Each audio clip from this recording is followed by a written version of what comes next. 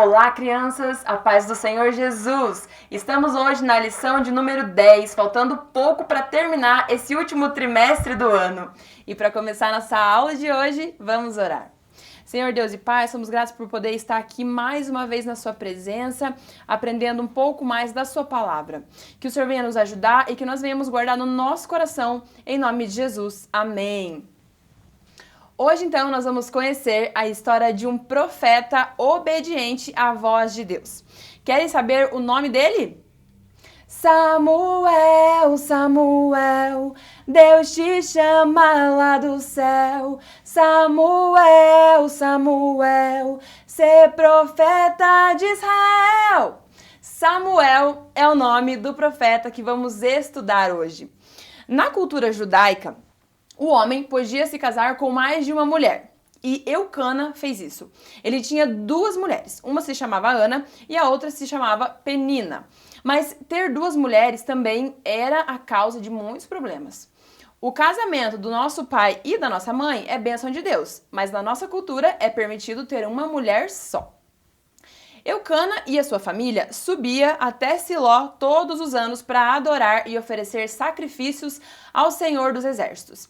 E quando Eucana sacrificava, ele dava uma parte para Penina, que era uma de suas mulheres, e todos os seus filhos e filhas, e a outra parte ele dava para Ana. Mas essa parte de Ana era uma parte excelente, era a melhor parte, porque ele amava Ana.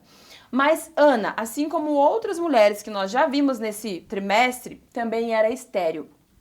Ana não podia ter filhos. E Penina, todo ano, ao invés de adorar a Deus, ela preferia irritar e humilhar Ana simplesmente pelo fato dela não poder ter filhos.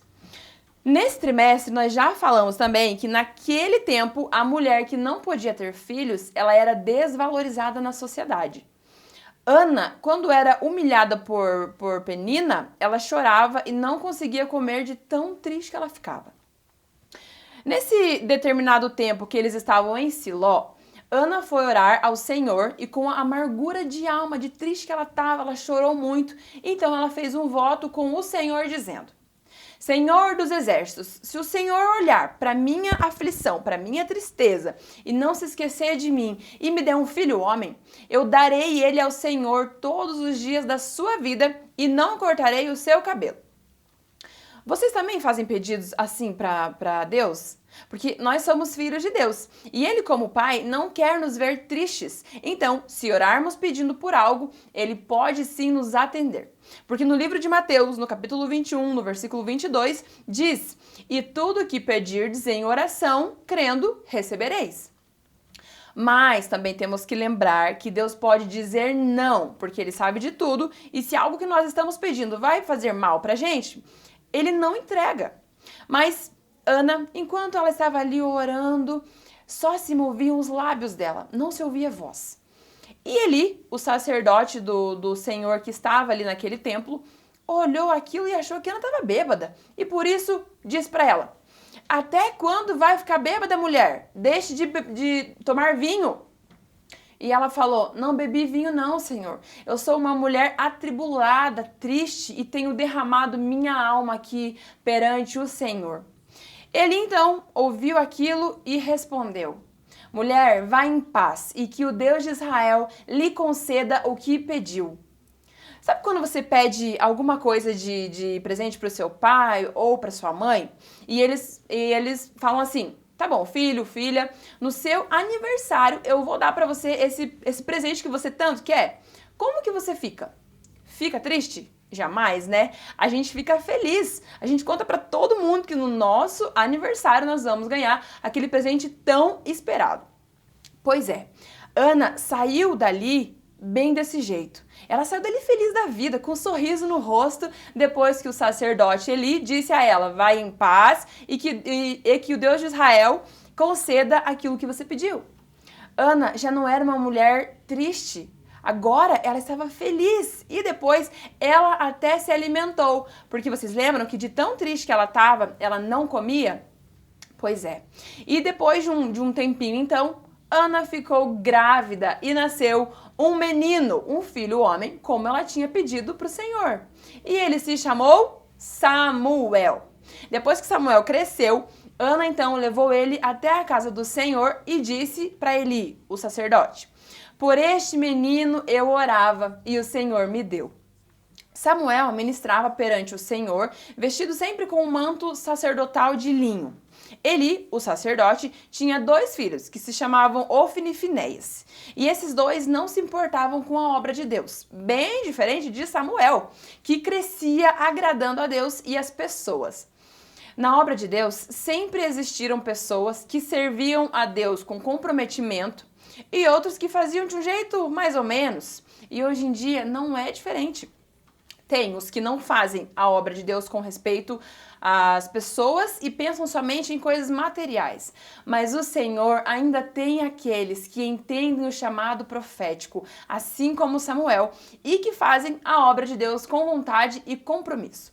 Numa certa noite, Eli, então, estava dormindo no quarto e Samuel estava dormindo no tabernáculo.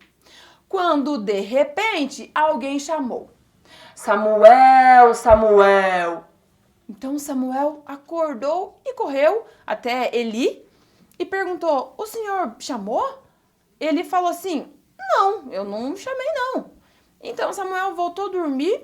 Tá bom. De repente, alguém chamou de novo: Samuel, Samuel. Samuel mais uma vez correu até Eli, que novamente disse que não tinha chamado ele. Samuel foi dormir de novo e mais uma vez aconteceu. Samuel, Samuel. Samuel de novo foi até Eli.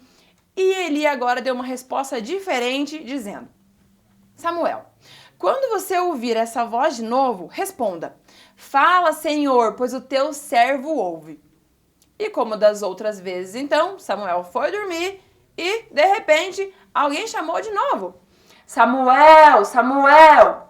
E Samuel, então, agora respondeu: fala, Senhor, pois o teu servo ouve. Viram só quem estava chamando Samuel? Era Deus o tempo todo chamando ele, e não Eli, como Samuel achou que era. Nesse tempo, Israel vivia uma teocracia, ou seja, Deus era o seu rei e a sua vontade era comunicada ao povo através dos profetas, sonhos ou através do Urim, como diz em 1 Samuel, no capítulo 28 e no versículo 6. Urim era um tipo de pedra que de um lado tinha uma resposta negativa e do outro lado tinha uma resposta positiva. E então eles faziam uma pergunta e dependendo do lado que essa pedra caísse, eles consideravam como uma resposta divina. E nos dias de hoje, Deus pode falar conosco através de sonhos, será? Sim! E será que Deus pode falar também através de profetas? Claro que sim! O Senhor pode falar conosco de várias formas. Mas nesse tempo que Deus chamou Samuel, a nação vivia em declínio espiritual. Poucas mensagens vinham do Senhor e as visões e os sonhos eram raros. Então, Deus se manifestou a Samuel, chamou ele e o usou para levar esse povo a um avivamento espiritual.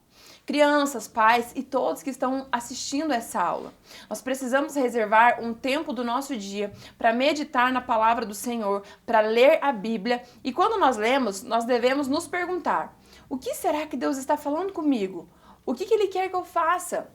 Nós vimos nas histórias anteriores heróis da fé que fizeram prova com Deus para saber se Deus estava mesmo falando com eles, como no caso de Gideão, por exemplo, lembram? Se não lembram, deem mais uma olhadinha na aula 8 que falamos sobre Gideão, ou então você pode ler também direto na sua Bíblia, no livro de Juízes, a partir do capítulo 6. Mas e depois de ler e entender o que Deus quer que a gente faz o quê? A gente faz, simples assim. Mas além de se alimentar da palavra de Deus e de ser abençoado, nós também precisamos transmitir isso para as outras pessoas ao nosso redor, para os nossos amigos, vizinhos, familiares e assim por diante.